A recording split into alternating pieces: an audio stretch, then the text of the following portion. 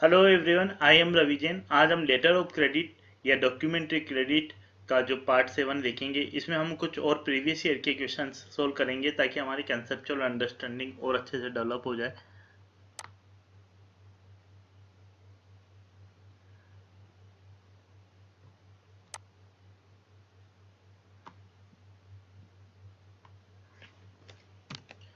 The issuing bank question है, the issuing bank wants to cancel a letter of credit before it has been advise to the beneficiary by the advising bank.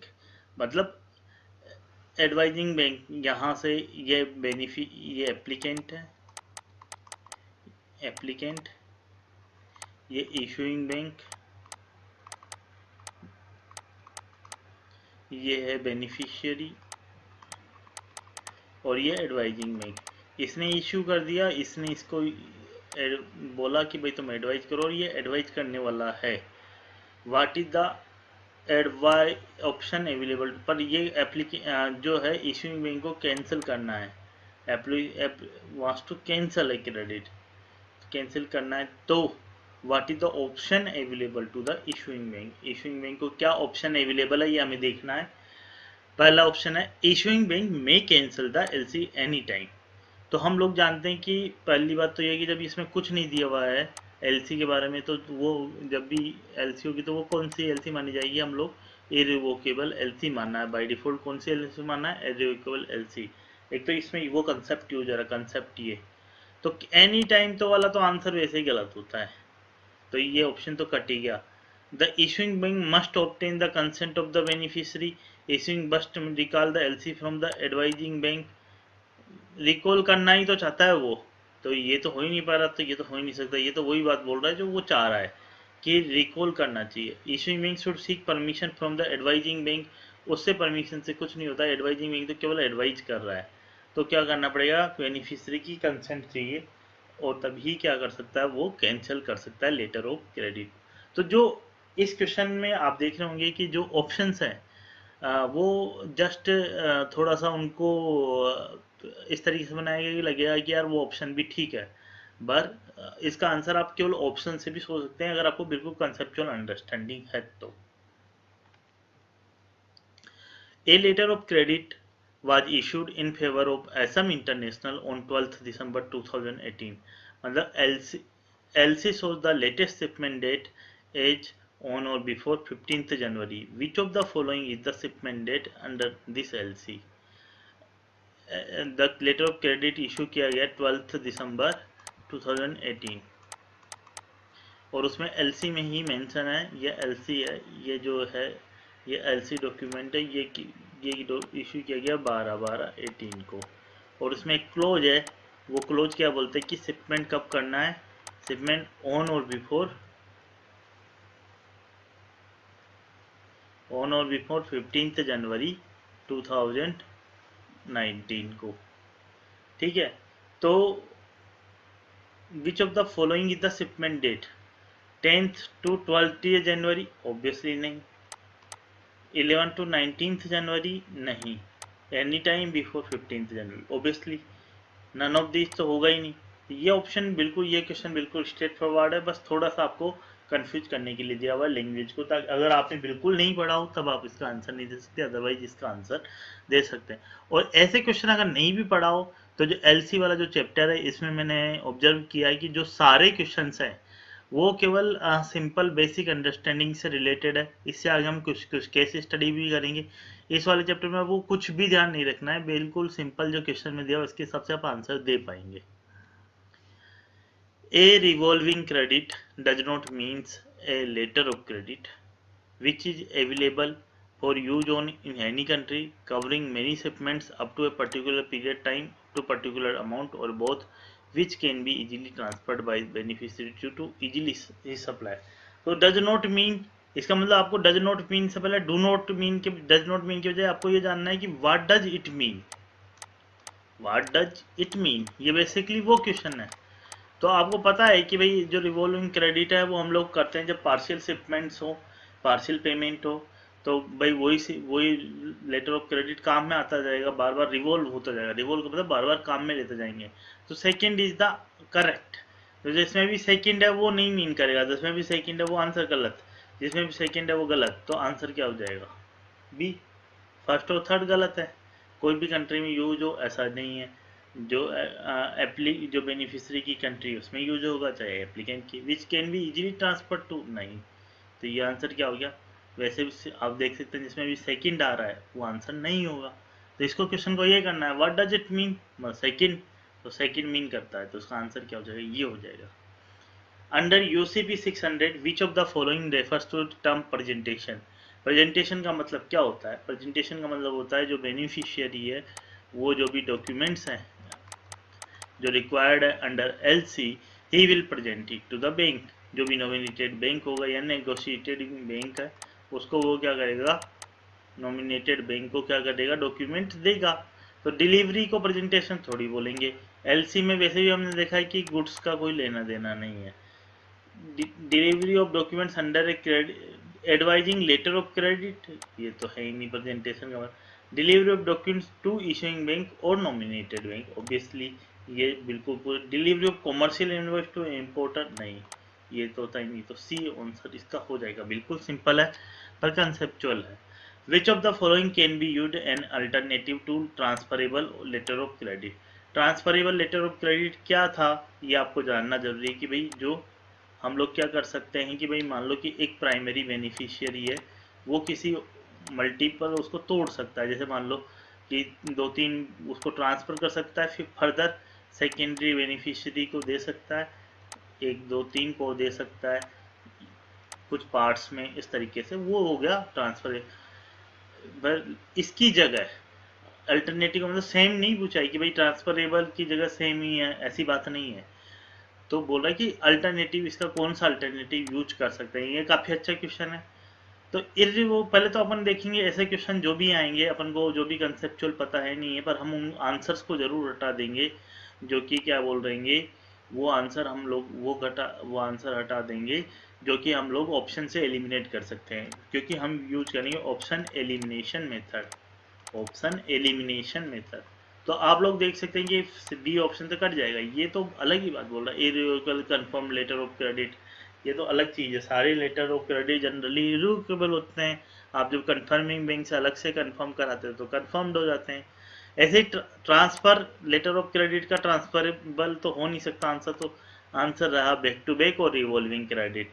तो आप लोग देख सकते हैं कि revolving credit भी option cut जाएगा, क्योंकि रिवॉल्विंग क्रेडिट जैसे हमने पीछे समझा था, रिवॉल्विंग क्रेडिट है एक ही बेनिफिशियरी उसका यूज कर रहा है मल्टीपल कंसाइनमेंट में, जो कि वो पार्शियल शिपमेंट कर रहा है और पार्शियल पेमेंट ले रहा है। तो आंसर क्या हो जाएगा? Back to back letter of credit. Basically बात यह है कि जो ट्रांसफरेबल लेटर ऑफ क्रेडिट है उसमें क्या होता है कि जो बेनिफिशियरी होता है, जो भी उसके सप्लायर है जहाँ से वो रॉ मटेरियल ले रहा है, उनको भी लेटर ऑफ क्रेडिट ट्रांसफर कर जाता है। और जो back to back letter of credit है उसमें क्या होता है कि जैसे मान लो कि ये हम 4 बुक्स बना रहे हैं, इसमें क्या करता है वो कि जैसे मान लो कि ये आपका बेनिफिशियरी और इससे रॉ मटेरियल ले रहा है, तो ये क्या कर सकता है कि इस जो लेटर ऑफ क्रेडिट है इसकी स्ट्रेंथ पे क्या कर सकता है, इसको एक back to back letter of credit दे सकता है। तो पर्पज क्या है कि इसके जो बेनिफिशियरी है जहाँ से वो रॉ मटेरियल ले रहा है उसको वो क्या कर सके, लेटर ऑफ क्रेडिट दे सके, उसको इशू कर सके, या तो उसका ऑप्शन, उसके पास एक ऑप्शन है ट्रांसफर कर सकता है, या उसको इस एलसी की स्ट्रेंथ पे वो back to back credit issue करवा सकता है। तो इसका आंसर क्या हो जाएगा? ए आंसर हो जाएगा।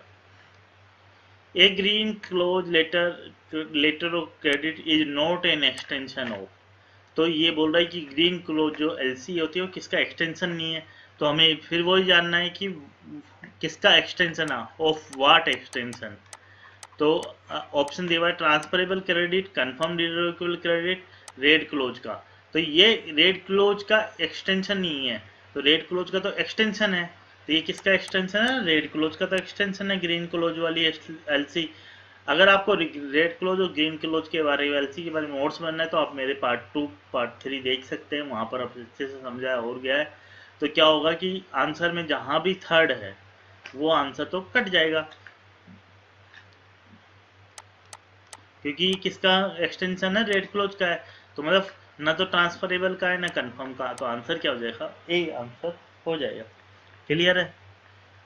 While red closed letter of credit permits paying credit to the exporter, green closed letter of credit permits. तो जो रेड क्लोज है, जो वाली एलसी है, वो क्या है, ग्रीन, जो रेड क्लोज एलसी में क्या होता है कि जो हम लोग जो ये जो एक्सपोर्टर है, जहाँ से अपन सामान जो सामान भेज रहा है, या जो सेलर है, वो क्या करता है कि उसको उसको भी क्रेडिट चाहिए थोड़ा टाइम सामान वामान बनाने के लिए। तो वो क्या करता है कि उसको पैकिंग क्रेडिट मिल जाता है रेड क्लोज में। बट जो ग्रीन क्लोज है उसमें क्या होता है कि वो जब जो ये एक्सपोर्टर है, अगर कस्टम्स में जाके जो वेयर हाउस है उसमें सामान जमा करा दे, वेयर हाउस में स्टोर करवा दे, या कस्टम क्लियरेंस ले ले और उसके बाद स्टोर करवा दे, तो उसके बाद वेयर हाउस रिसिप्ट है, उसके बेसिस पे अगर उसको क्रेडिट मिलता है तो उसको बोलते हैं ग्रीन क्लोज। ग्रीन का मतलब क्या हो गया कि थोड़ी सी ज़्यादा उसमें थोड़ा सा क्या है कि जो बायर है थोड़ा सेफ है, कि भाई कम से कम उसने एटलीस्ट सामान वेयर हाउस में तो डलवा दिए। तो इसका आंसर क्या हो जाएगा, क्रेडिट अगेंस्ट डू बेकी ऑफ स्कीम। ये तो बड़ा अजीब सही है। एक्सपोर्ट क्रेडिट गारंटी ये भी नहीं है। Advances against cost of warehousing in custom of exportable goods. तो कस्टम्स में अगर आप सामान रख दिया एक्सपोर्टेबल गुड्स, वेयर हाउस कर दिया, तो उसके लिए अगेंस्ट में एडवांसेज है, तो इसका आंसर क्या हो जाएगा, सी हो जाएगा। डिस्काउंटिंग और एक्सपोर्ट विल भी, ये नहीं है।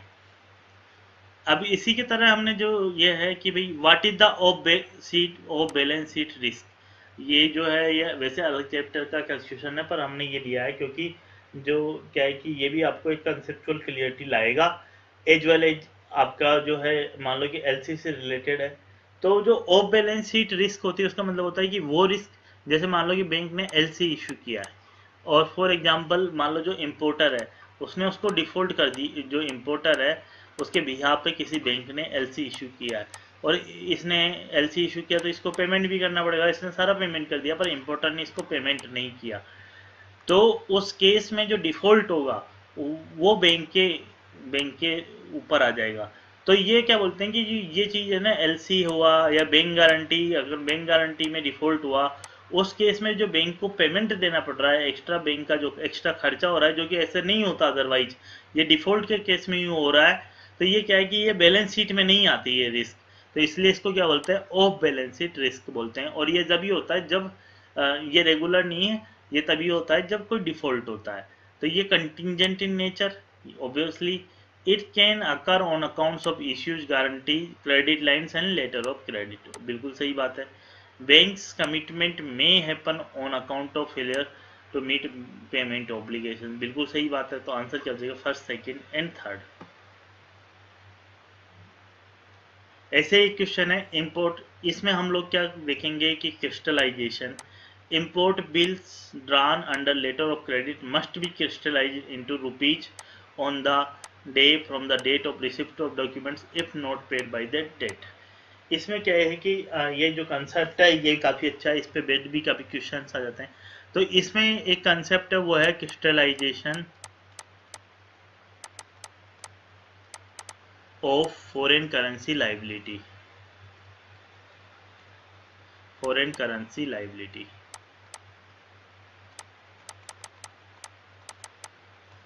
उसमें क्या होता है कि जैसे मान लो कि आपका ये इम्पोर्टर है, ये हुआ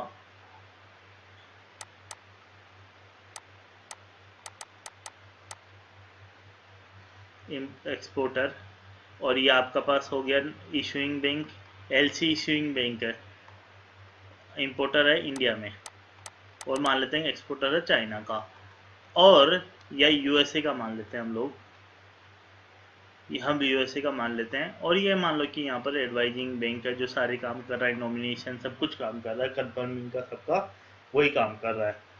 तो जो एक्सपोर्टर है वो जो उसके बाद क्या होगा कि इसके पास इंपोर्ट बिल आएगा, इंपोर्ट बिल आएगा। तो इस इंपोर्ट बिल के अगेंस्ट जो जो इशूइंग बैंक है उसको क्या करना पड़ेगा, पेमेंट करना पड़ेगा।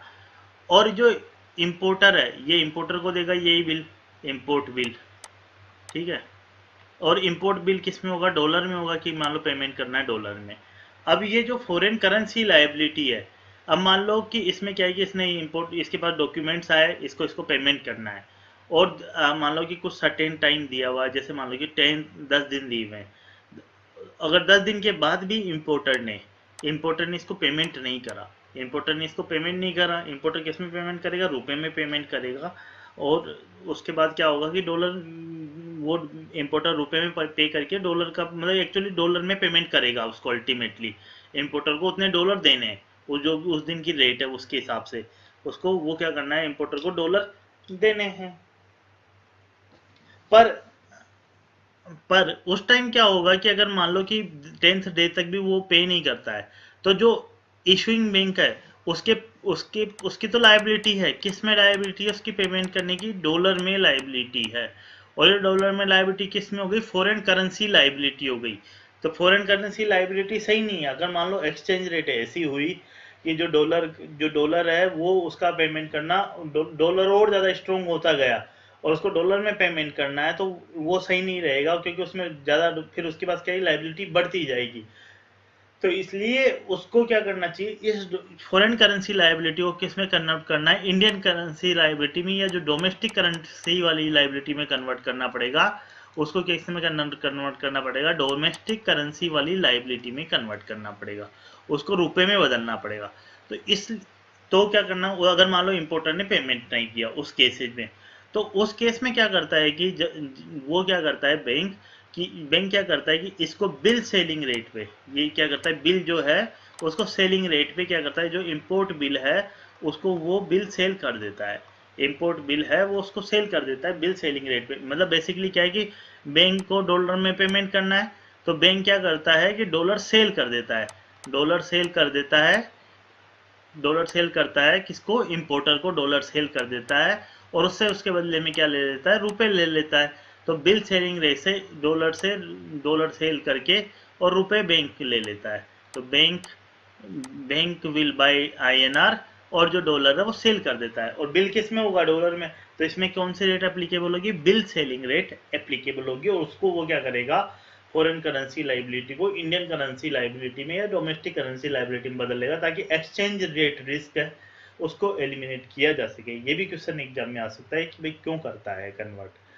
और इसमें क्या रूल होता है कि जब भी मान लो कि जो एलसी उसके अंतर्गत इंपोर्ट बिल है वो ड्रान किए गए हुए हैं, मतलब वो ड्रान किए हुए साइट वाले, साइट का मतलब जैसे इसके पास मतलब साइट बिल है, तो उसका मतलब क्या हुआ कि जैसे ही इशूइंग बैंक के पास बिल आते हैं और उसने जैसे ही डिसाइड किया कि बिल सार ओके, तो उसको क्या करना चाहिए, पेमेंट करना पड़ेगा।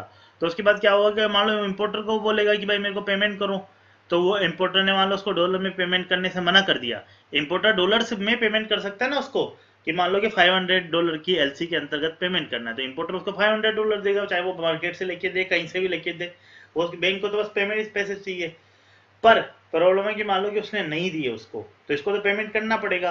पर उसके बाद ये जो लाइबिलिटी है वो डॉलर में बनी रहेगी, और वो डॉलर में लाइबिलिटी बनी रहेगी, तो वो चाहेगा ना कि इस बिल को वो सेल कर दे, और उस बिल को किस रेट पे सेल कर देगा, वो बिल सेलिंग रेट पे सेल कर देगा, ताकि वो डॉलर से रुपए में बदल जाएगी, डॉलर से लाइबिलिटी किस में बदल जाएगी, रुपए में बदल जाएगी।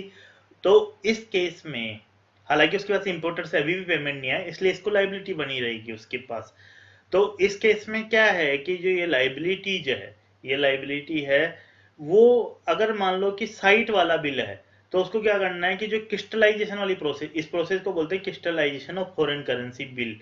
इस प्रोसेस को उसको साइट बिल में क्या होता है कि बैंक की एक पॉलिसी होती है उसके हिसाब से करना होता है। और पहले जो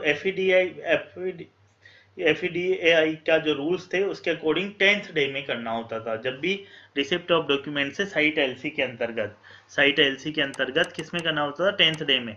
अब क्या है, अब यह रूल है कि जो बैंक की पॉलिसी, अब बैंक अपनी पॉलिसी बना सकता है और उसके हिसाब से डिसाइड कर सकता है कि भाई कितने दिन में उसको करना है। और जब भी मान लो कि एक्सेप्टेंस बिल है, तो जितना भी यूजेंस पीरियड है, एक्सेप्टेंस बिल है एक्सेप्टेंस बिल है तो जितना भी यूसेंस पीरियड है उसके बाद उसको क्या करना पड़ेगा, जो उस बिल को सेल करना पड़ेगा, और उसको किस में कन्वर्ट कर देना पड़ेगा, उसको बिल को सेल करके उसको रुपए में कन्वर्ट करना पड़ेगा, सो दैट एक्सचेंज रेट का कोई फर्क नहीं पड़े, केवल उसका बैंक को जो पेमेंट है वो रुपए का ही पेंडिंग है।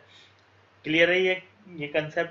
तो ये आपको ये कंसेप्ट बहुत अच्छे से क्लियर होना चाहिए, सो देट इसमें तो अगर मान लो एग्जाम में आ जाए तो आपको 10th डे आंसर कर देना है। बट अब जो ये है पुराना क्वेश्चन है पुराने हिसाब से, पर अभी पॉलिसी ये है 2012 के बाद जो नया रूल आया है उसमें पॉलिसी ये है कि भाई आपको जो भी बैंक की पॉलिसी है उसके अकॉर्डिंग आपको डेट डिसाइड करने हैं।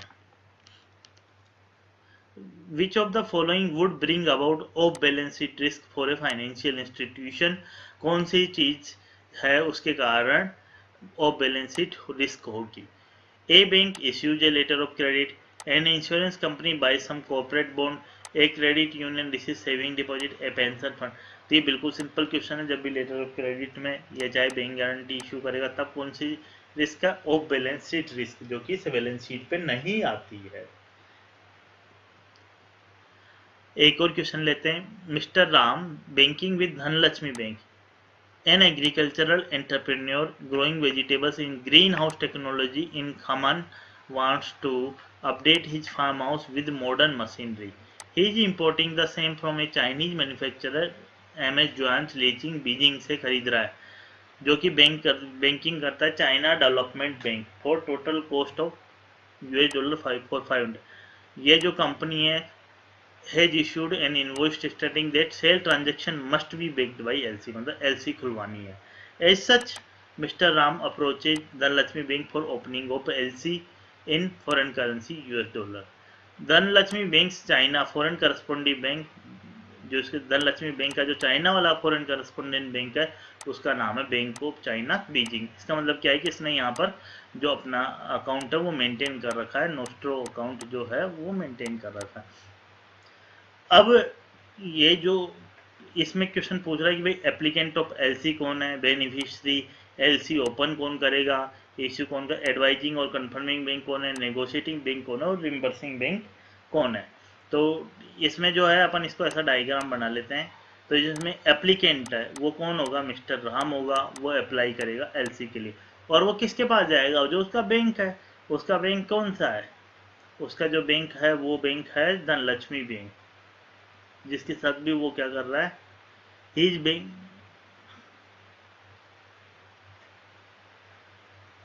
Banking with Dhanlaxmi bank. तो धनलक्ष्मी बैंक जो इंडिया में है, धनलक्ष्मी बैंक इंडिया में है,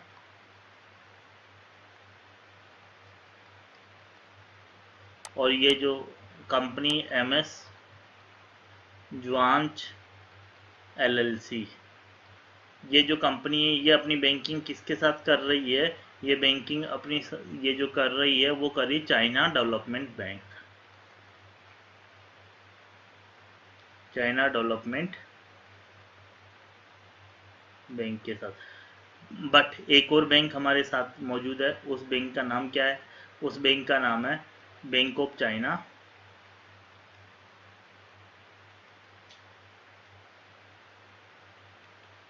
बीजिंग। इसका जो है यहाँ पर अकाउंट है।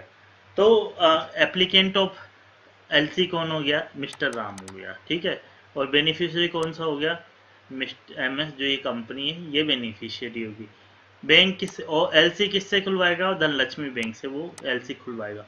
एडवाइज किससे करवाएगा, जो भी उसका बैंक है, जो बैंक है उससे एडवाइज करवाएगा। तो उसका जो बैंक है उससे किससे करवाएगा एडवाइज, जो बैंक ऑफ चाइना से वो एडवाइज करवाएगा। वो नेगोशिएट किससे करवाएगा, जो चाइना डेवलपमेंट। इसके लिए जो चांस के लिए किसको डॉक्यूमेंट देना प्रेफर करेगा, जो ज्वाइंट एलसी है वो किसको अपना डॉक्यूमेंट नेगोशिएट करने के लिए तैयार रहेगी, चाइना डेवलपमेंट बैंक से। रिम्बर्समेंट कौन कर देगा उसको, चाइना डेवलपमेंट बैंक उसको रिम्बर्स कर देगा। तो ये इसके आंसर्स है। Thank you very much. आपको ये होप आपको कुछ और कंसेप्चुअल, ये 10 क्वेश्चंस आपको और अच्छे अच्छे कंसेप्चुअल अंडरस्टैंडिंग डेवलप हुई है होगी, और आई एम श्योर कि आपका इनमें से एग्जाम में ज़रूर क्वेश्चन आएंगे। अगर आपको वीडियो पसंद आया तो ज़रूर लाइक करिए, और आपको कोई भी क्वेश्चन हो आप कमेंट बॉक्स में डालिए। Thank you very much.